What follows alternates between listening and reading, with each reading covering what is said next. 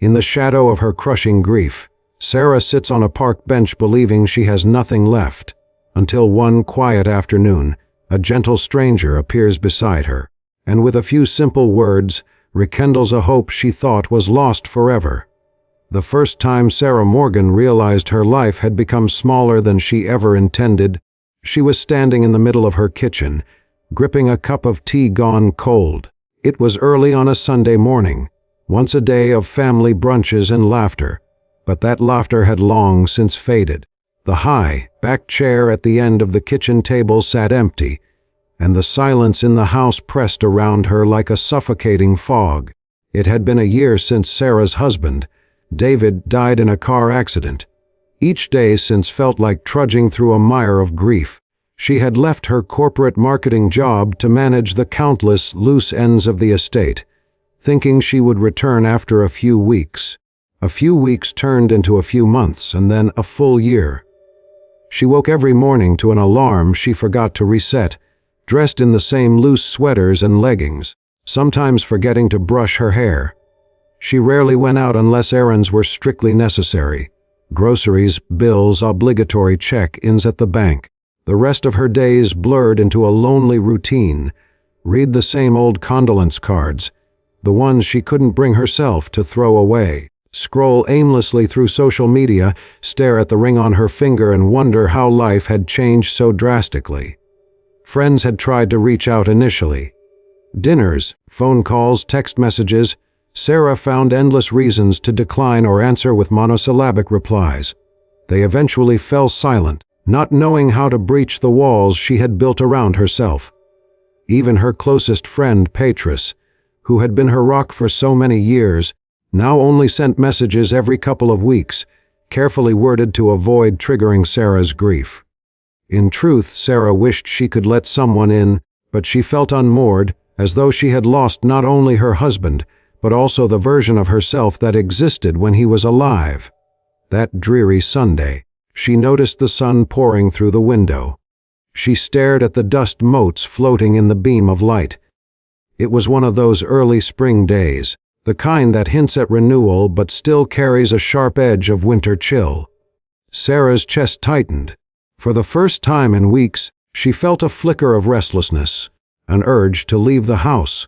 It wasn't quite hope, more like the faint memory of what it meant to participate in the world rather than just watch it from inside. She rinsed out her tea, barely noticing its tepid temperature.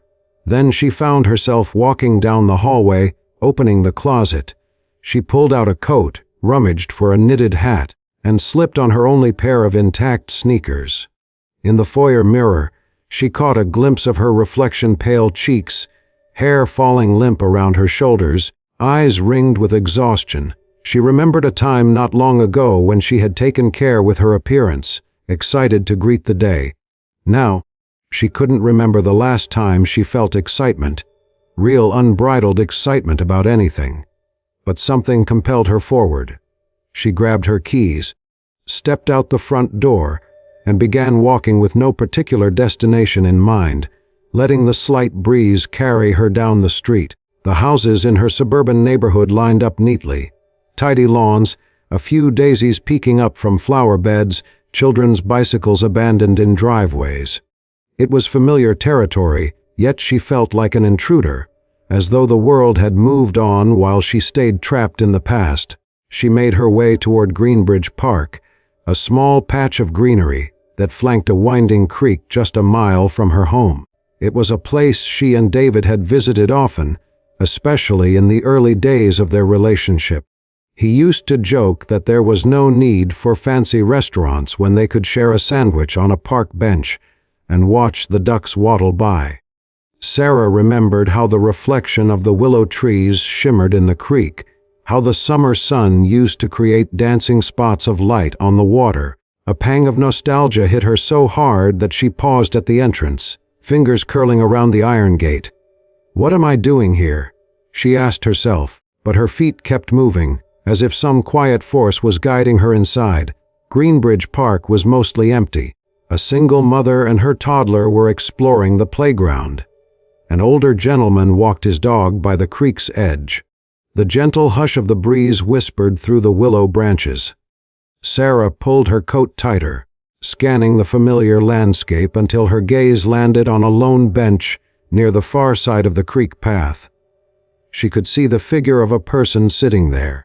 From a distance, it looked like an older woman, short, cropped gray hair peeking out from under a colorful scarf. There was something about the woman's posture, upright, yet oddly relaxed, that caught Sarah's attention. She wondered if the stranger was enjoying a book, or perhaps people watching. Sarah hesitated. Should I approach or find another spot? She felt an inexplicable draw to that bench, though she wasn't sure why. She started walking again, each step feeling heavier as she neared the place that held so many memories of David. The big willow that shaded the bench rustled softly, as if greeting her, and there she was, standing mere feet away from a stranger who sat quietly, a newspaper folded across her lap. "Hello," the woman said, glancing up with a gentle smile.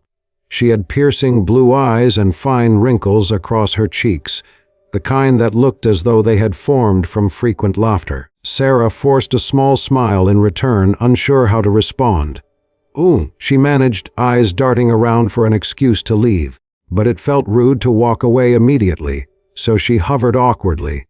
"It's a beautiful day to be at the park," the woman continued. There was a certain warmth in her tone, and something else, almost a wisdom that seemed to radiate from her, intangible yet comforting. "Don't you think?" Sarah nodded. She settled at the opposite end of the bench, leaving a respectful distance between them. The woman's presence was oddly calming, or maybe Sarah simply needed to be around another human being who wasn't part of her daily nightmares. For a moment, they sat without speaking, both gazing at the rippling creek. The wind carried a hint of blossoms from somewhere unseen, and the water reflected shards of sunlight that danced on the grass. Sarah could almost pretend she was a normal person, out for a quiet Sunday stroll. She didn't have to think about the well of grief inside her, nor the emptiness of the house that awaited her return. "First time here in a while?" the woman asked softly, turning to Sarah. Sarah blinked. Yes, actually yes. I used to come here, but it's been some time." She tried to keep her voice steady. The woman tilted her head, sympathy shining in her eyes. "Places like this can hold a lot of memories. Sometimes it's wonderful, sometimes it's painful." Sarah swallowed. "It is?" The woman didn't pry further, nor did she offer empty platitudes. Instead, she reached into her coat pocket and retrieved a small bag of breadcrumbs. She tossed a handful onto the grass, and within seconds, a few bold squirrels scampered over, nibbling with delight. Sarah watched them, smiling in spite of herself. "I'm Emma, by the way," the woman said, extending her free hand. "I come here most Sundays. It's a good place to clear my head." "Sarah," she said quietly, taking Emma's hand briefly. Her palm felt cool and soft, like a gentle reassurance. "Nice to meet you."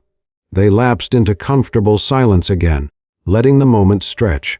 Sarah found herself wondering who Emma was, why she seemed to radiate this serene acceptance. For a fleeting instant, Sarah considered opening up, just a little, but she quickly dismissed the thought. She's a stranger, she won't understand. So Sarah kept quiet, watching the squirrels and letting her grief remain tucked away. Little did she know that this chance encounter, this quiet meeting with a kind stranger on a park bench, would soon change the course of her life in ways she could never have anticipated. Sarah left the park that afternoon feeling oddly lighter, as though she had exhaled a small part of her loneliness. When she returned to her house, however, the quiet walls greeted her with the same oppressive hush. Her slight uplift faded, replaced by the numbing routine. She reheated soup for dinner, barely tasting it, and spent the evening flipping channels on the TV. Sleep came late and restless. Over the next week, Sarah found her mind wandering back to Emma. Her kind eyes, her patient listening, the simple generosity of sharing breadcrumbs with squirrels. Why was Sarah so fixated on a brief conversation with a stranger? It wasn't like her to be intrigued so easily. Perhaps it was the gentle, non-judgmental way Emma had spoken, or the sense that she, too, carried hidden stories beneath her calm exterior. Sunday arrived once more, and with it came Sarah's newfound restlessness. She felt an inexplicable need to return to Greenbridge Park. So, without consciously planning it, she dressed, donned her coat, and left the house. This time, her footsteps were more purposeful, as though part of her hoped Emma would be there again. She found Emma sitting on the same bench, wearing a slightly heavier coat than before, as the breeze had turned chillier. The colorful scarf still peeked out from underneath, and a pair of reading glasses rested on the tip of her nose as she browsed a slim paperback book. Emma looked up as Sarah approached. A gentle smile spread across her face. "Sarah," she greeted, as though they were old friends. "I was hoping you'd come by." Sarah felt a small rush of warmth. "I wasn't sure if you'd be here," she admitted, settling onto the bench. She gestured at the book. "What are you reading?" Emma closed it softly. "A collection of poems by Mary Oliver. I like to read them out here, where nature and words can meet." She tapped the cover. "Her poems remind me to pay attention to the small wonders in life: birds, leaves, shadows, sunlight. They make me feel grounded." Sarah nodded. She'd never been a big poetry person, but she could sense the reverence in Emma's voice. "Maybe I should read something like that," she said half-heartedly, "to get my mind off things." Emma didn't push. Instead, she gathered her scarf tighter around her neck and gazed at the creek. "You mentioned last time you used to come here often. Did you share this place with someone?" The directness of the question took Sarah by surprise, but Emma's tone was gentle, not prying or accusatory. Sarah's grip tightened on the edge of the bench. She had spent a year avoiding the topic, deflecting it whenever possible, but something about Emma's presence made it safer to speak the truth. "Yes," she said softly. "My husband, David. He died last year in an accident." Emma turned to her with compassion in her eyes. "I'm so sorry," she said simply, and there was no pity or awkwardness in her tone, just genuine sorrow for Sarah's loss. "It must be very hard to come here." Sarah released a shaky breath. "Sometimes it still feels unreal. I expect him to walk through the door, or text me that he'll be late, but the days just keep stretching on." She folded her hands, staring at the ridges of her palms. "I quit my job. I've stopped living, I guess. I don't know how to move forward." Emma reached out, placing a warm hand gently over Sarah's clenched fists. "It takes time," she said. "More time than any of us would like. But you've already taken a step by coming back to the park. That's something." Sarah nodded. Her eyes stung, but no tears fell. She had cried so much in the past year that it sometimes felt like there were none left. "I suppose so," she whispered. Emma gave Sarah's hands a light squeeze, then withdrew. "When you're grieving, it can feel like the whole world keeps spinning while you're stuck in place. But you're not stuck, Sarah. You're healing in your own way at your own pace."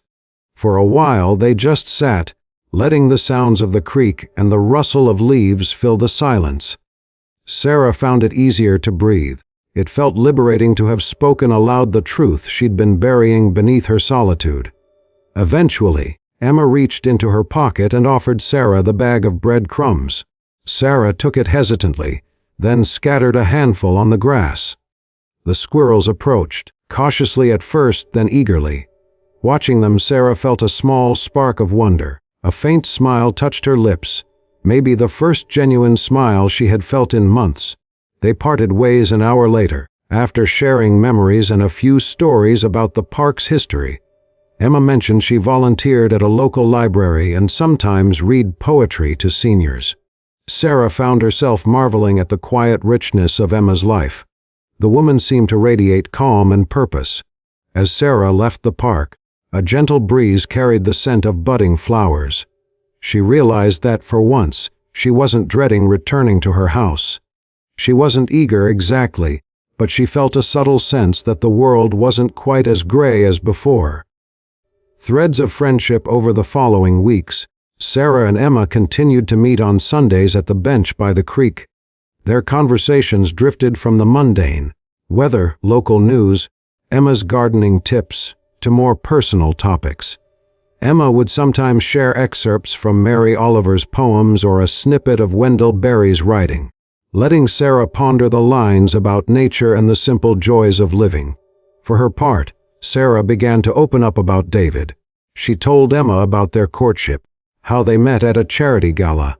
Sarah accidentally spilled soda on David's shoes, and he teased her about it for weeks afterward. She recounted their spontaneous road trips, quiet nights cooking dinner together in their tiny apartment, the silly arguments over who got control of the TV remote. Each memory was bittersweet, a mix of warm nostalgia and raw ache. Emma listened with genuine interest, sometimes offering a small laugh or a soft nod. She rarely interrupted, content to let Sarah's stories flow. After one particularly emotional recollection, Sarah burst into tears for the first time in months, sobbing into her hands.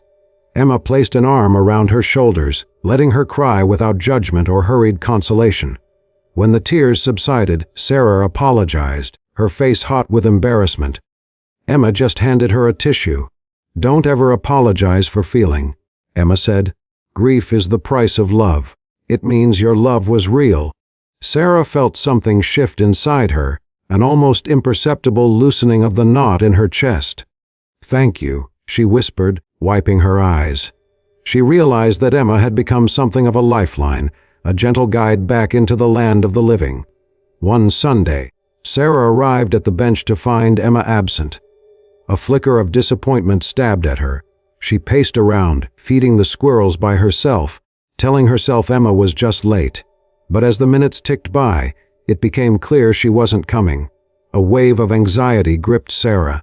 She had grown so used to the gentle rhythms of their weekly encounters. She realized she didn't even have Emma's phone number or last name. "Why didn't I think to ask?" she berated herself. What if something happened to her? She tried to push the worry aside, telling herself that Emma was an adult, free to do as she pleased. But the uncertainty gnawed at her. She spent the rest of the day in a restless daze, wandering the park's paths, hoping to spot that familiar, colorful scarf. No luck. When Sarah returned home, the house felt especially empty. She realized that, for the first time in a long while, she wanted to reach out to someone and couldn't. It was a reminder of how quickly a fragile connection could slip away. A ray of hope. It was 2 weeks before Sarah saw Emma again. She had nearly given up hope, thinking maybe Emma had moved or stopped coming altogether. Then, one crisp morning, she found Emma on the bench, dressed in a thicker coat and wearing a knitted cap. Relief coursed through Sarah so intensely that she almost laughed out loud. "You're back," Sarah said, trying to keep her tone neutral as she approached. "I was worried." Emma smiled apologetically, looking a bit tired. "I'm sorry, dear. I had to travel out of town to visit my sister in the hospital. I only got back last night." "Oh," Sarah said, concern etched on her face. "Is she okay?" Emma nodded. "She's stable now. It was an unexpected health scare, but the doctors are optimistic." She paused, then patted the bench beside her. "I'm sorry if I worried you." Sarah sat down, letting out a breath she didn't realize she'd been holding.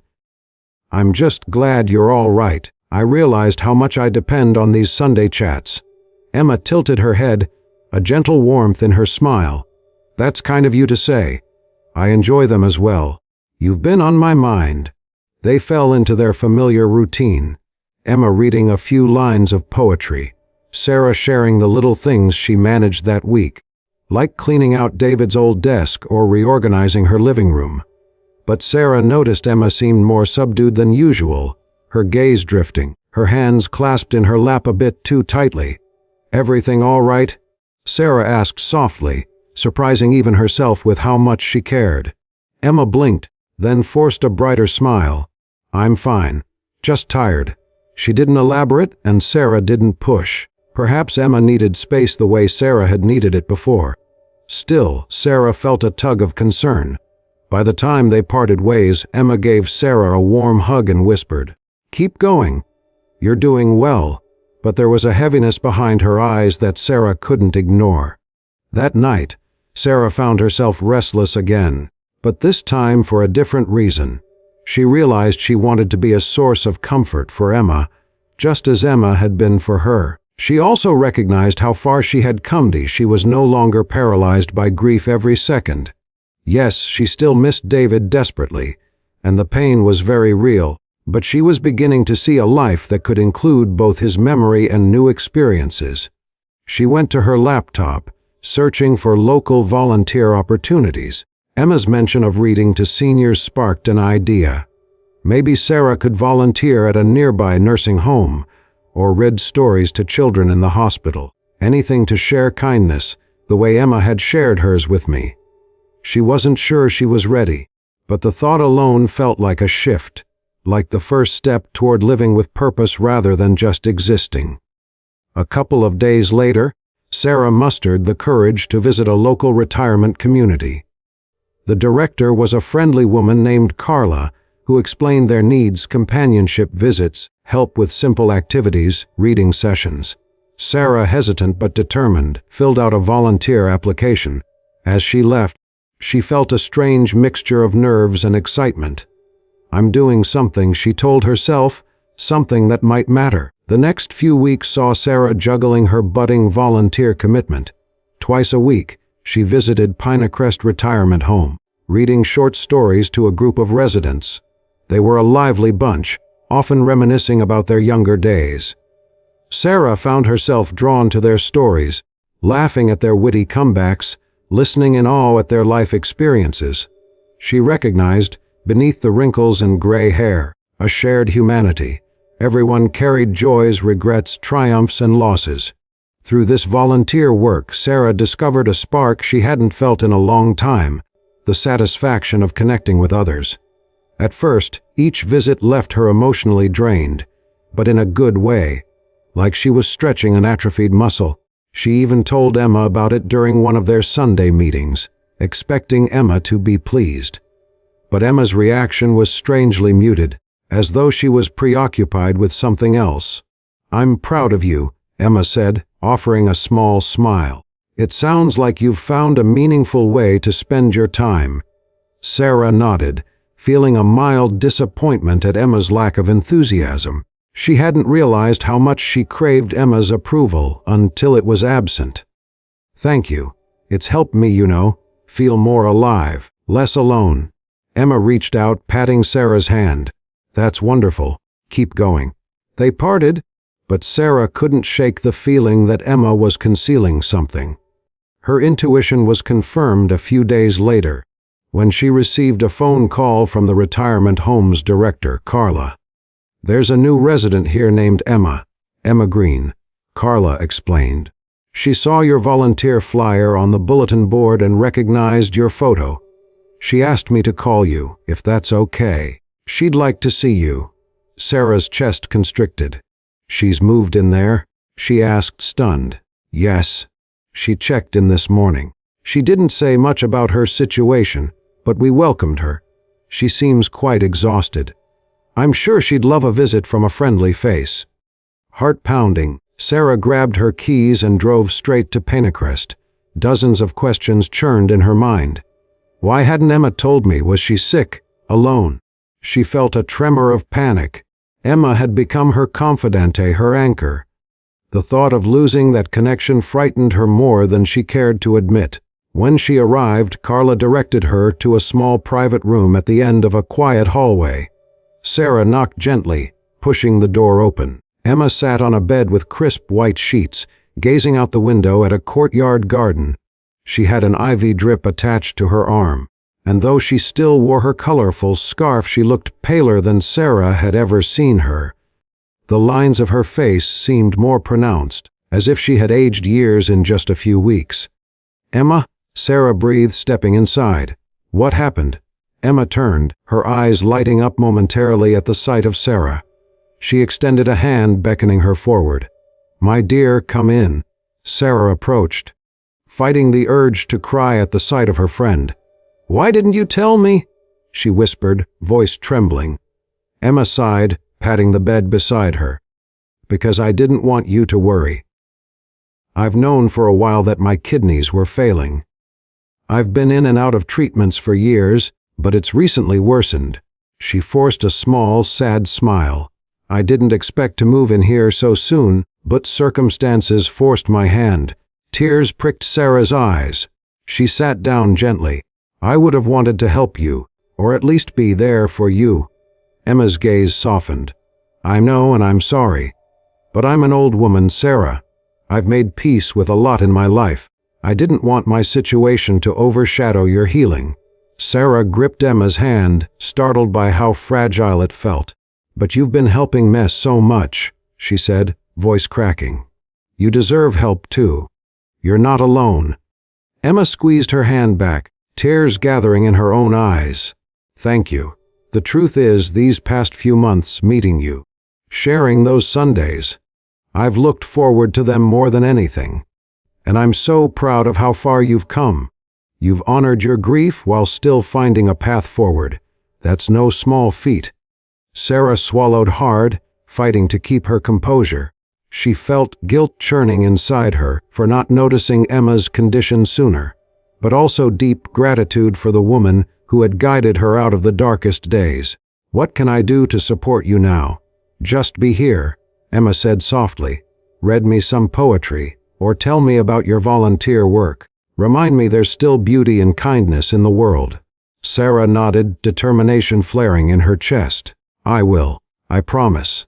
From that day on, Sarah visited Emma nearly every afternoon. She brought poetry books, flowers, sometimes homemade soup if Emma's diet allowed. They sat together, reminiscing about the park, discussing the squirrels, the shimmering creek, the gentle breezes that used to carry their troubles away. Slowly, Emma confessed more of her life story, that she had never married, devoted her life to caring for her elderly parents, and once they passed, she found herself alone, save for a few scattered relatives. She volunteered as much as possible, channeling her loneliness into service for others because she believed that love could manifest in acts of kindness. Some days Emma was lucid and chatty, listening eagerly to Sarah's stories about the retirement home residents or the new recipes she tried at home. Other days her energy flagged, and she drifted off mid-sentence, exhaustion etched in every line of her face. The doctors said her condition might stabilize with dialysis, but it was unclear how much time she had left. Choosing connection meanwhile, Sarah experienced an internal conflict like never before. She was terrified of losing Emma, the person who had given her hope when she was drowning in grief. It felt cruel and unfair. Is that how life works? Just as I finally stand on my own feet, I have to watch someone I care about suffer. She wrestled with the urge to retreat, to protect herself from more heartbreak by creating distance. But each time she considered that, she remembered how Emma had sat calmly by her side, listening to her pain, never flinching or turning away. "I can't run," she decided. "Not anymore." So Sarah made a conscious choice. She would be there for Emma, fully and unconditionally, even if it meant facing the potential of more grief. She had learned that shutting off emotion to avoid pain also meant shutting out love and growth. And she wasn't willing to do that anymore. This resolve was tested one late evening when Emma's health took a sharp turn. Sarah rushed to Pinecrest to find Emma barely responsive, her breaths shallow. The staff had already called an ambulance to transfer her to a nearby hospital. Sarah rode along, holding Emma's hand, heart pounding with fear. She prayed silently, though she hadn't prayed much since David's death, for Emma to pull through. At the hospital, Emma was stabilized, but her future remained uncertain. The doctor explained that dialysis could extend her life, but the underlying damage was severe. She might only have months, possibly a year, if things went well. Emma, pale and hooked to monitors, squeezed Sarah's hand weakly, as if to reassure her that everything would be okay. Sarah blinked back tears, remembering all the times Emma had told her, one day at a time. So that's what she did. She took it day by day, determined to make whatever time Emma had left as meaningful as possible. Emma improved enough to return to Pinecrest a week later, though she needed frequent treatments. Sarah visited every day, not out of obligation but out of genuine love. She brought an easel once and attempted to paint the park scene from memory. An amateur effort, with smudgy willow leaves and a slightly crooked creek. Emma insisted it was beautiful and had Sarah hang it on the wall beside her bed. On afternoons when Emma felt well, they ventured outside to the courtyard, where Sarah read poetry under the shade of an oak tree. Emma would close her eyes, letting the words wash over her, occasionally murmuring her appreciation for a particularly vivid line. Those moments reminded Sarah of their park bench chats, the hush of nature, the comfort of shared silence, the unspoken understanding that each breath was a gift. One day, Emma confided a final wish. "I'd love to see the park again," she said, voice filled with longing. "If my health permits, maybe we can go once more." Sarah's eyes brimmed with tears. "We will," she promised, gently squeezing Emma's fingers. "As soon as the doctor says it's safe, we'll go." True to her word, 2 weeks later, Emma was stable enough for an outing. With Carla's assistance, Sarah borrowed a wheelchair and placed Emma in the passenger seat of her car. The drive felt both exhilarating and nerve-wracking. Emma wore her colorful scarf and a soft shawl around her shoulders, gazing out the window at the familiar streets that led to Greenbridge Park. When they arrived, Sarah carefully helped Emma into the wheelchair, then guided her to the bench by the creek. The afternoon sun cast golden rays across the water, and the willow leaves rustled in a gentle breeze. Emma inhaled deeply, eyes shining with gratitude. "It's just as I remembered," she whispered. Sarah sat beside her, noticing how Emma's gaze lingered on every detail: the curve of the creek, the shape of the clouds overhead, the playful squirrels hoping for breadcrumbs. She retrieved a small pouch of breadcrumbs, sprinkling them on the grass. Emma chuckled softly as the squirrels scurried forward, their bushy tails high and excited. They spent the better part of an hour there, soaking in the warmth, the memories, the sense of quiet wonder. At one point, Emma patted the bench next to her, signaling Sarah to come closer. She took Sarah's hand, her voice steady despite its softness. "I want to thank you," Emma said, "for letting me into your life, for sharing your grief and your hope. You've given me so much." Sarah felt tears slip down her cheeks. "Me?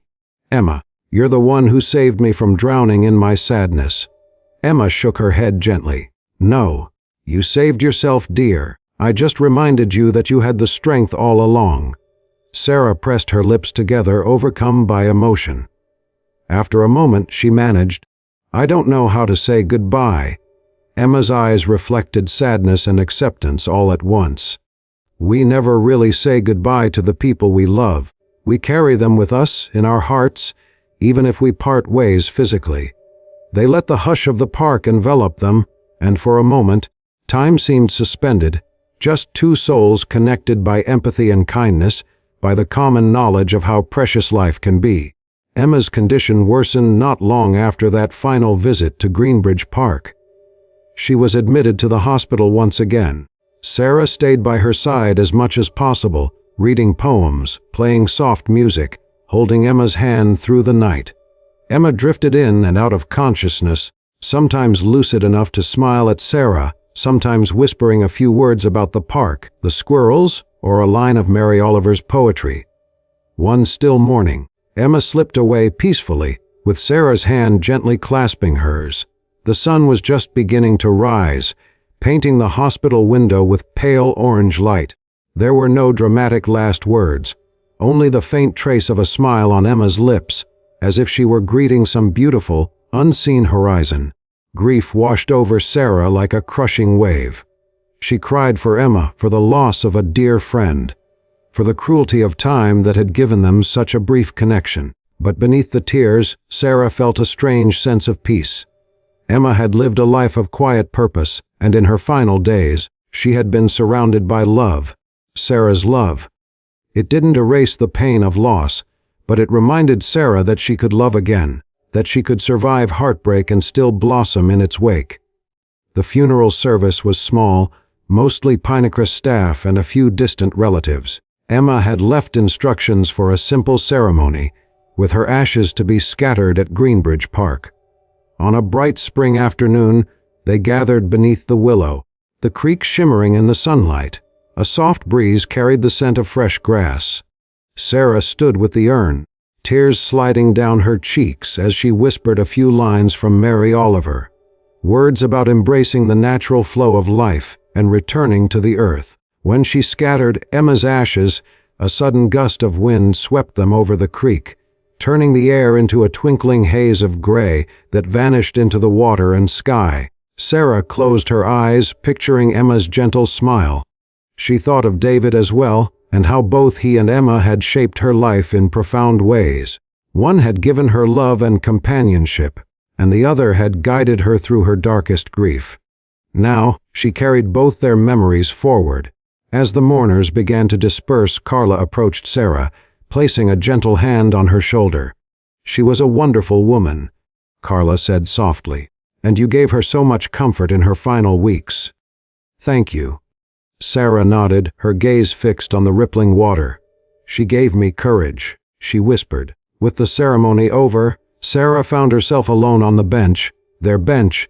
The squirrels eyed her expectantly, so she smiled through her tears, pulled out a small bag of breadcrumbs, and scattered them gently. Watching the squirrels nibble, she recalled Emma's words, "You saved yourself. I just reminded you of the strength you had all along." In the months that followed, Sarah resumed her volunteer work at Pinecrest, but her involvement grew beyond reading sessions. She organized small outdoor trips, reminiscent of her outings with Emma, taking some of the more mobile residents to nearby gardens, or even short walks in Greenbridge Park. For those who could manage, she saw the same wonder light up their eyes that she had seen in Emma's. She also returned to her career in marketing, but on her own terms. She negotiated a part-time schedule that allowed her to balance work with volunteering. She found purpose in weaving empathy into her professional life, seeking out opportunities to help nonprofits raise awareness for charitable causes. She no longer needed to bury herself in work to avoid grief. Instead, she used her skills to uplift others. Occasionally, she'd sit at the park bench alone, reading a poem out loud or feeding the squirrels, imagining Emma's gentle chuckle. Sometimes she'd talk to David in her thoughts, sharing updates, how she was finding a new equilibrium, how she still missed him but was learning to carry his memory with love rather than despair. One afternoon, she noticed a man watching her from a few feet away. He looked to be in his late 30s, wearing a worn canvas jacket, fidgeting with his camera as if unsure whether to approach. She recognized the hesitation in his eyes, the timid posture of someone who might be carrying their own silent burdens. Summoning her courage, she offered him a warm smile and extended the bag of breadcrumbs. "Want to help feed the squirrels?" she asked kindly. He blinked, then returned a tentative smile. "Sure," he said, stepping closer. As they scattered the breadcrumbs on the grass, Sarah felt a gentle, bittersweet twinge in her heart. She recalled her first hesitant conversation with Emma, how a simple gesture of sharing had led to a beautiful friendship that changed her life. Now, she had the chance to do the same for someone else. They chatted briefly, and though she didn't know if it would bloom into another life-altering bond, she felt open to the possibility. Emma had shown her that any moment of kindness could become a turning point. No matter how brief or unexpected, these encounters shaped the tapestry of human connection. Months rolled into seasons. Sarah kept her promise to herself to keep living, keep loving, and keep the memory of Emma alive through acts of compassion. She placed a small plaque on the bench by the creek, just a discreet little plate etched with Emma's name and a simple quote. "Instructions for living a life. Pay attention. Be astonished. Tell about it." She thought Emma would approve of a Mary Oliver line to mark her place of rest. On the 1-year anniversary of Emma's passing, Sarah woke to a soft sunrise. She prepared a small bouquet of daisies, Emma's favorite, and headed to the park. The morning air was cool but gentle, laced with the promise of spring. She sat on the bench, placed the daisies by the plaque, and closed her eyes, breathing in the hush of the early day. Memories drifted through her mind: David's laugh, Emma's soothing voice, her own tears and triumphs. She felt sorrow and gratitude mingle, creating a bittersweet ache that somehow felt right. She thought of how much she had grown, how she had learned that grief was not a barrier to life but a part of it, a testament to loving deeply. She opened her eyes, gazing at the creek's tranquil flow. The squirrels bounded closer as if waiting for their treat, and she obligingly tossed a few breadcrumbs. "Hello, Emma," she thought. "Hello, David." The water sparkled with sunlight, and she felt a smile form on her lips. A gentle breeze stirred the willow branches, creating a whispered melody that seemed to say, "Keep going." And Sarah, ready to embrace whatever came next, whispered back, "I will." We all carry hidden sorrows, and it's often the simple acts of kindness, a shared bench, a listening ear, that help us find the courage to move forward. True healing comes not from sealing ourselves away from pain, but from remaining open to love, connection, and the quiet wonders that remind us life can still be beautiful. Sometimes it takes a stranger's gentle presence to guide us back to hope, and in turn, we discover we can become that guiding light for someone else,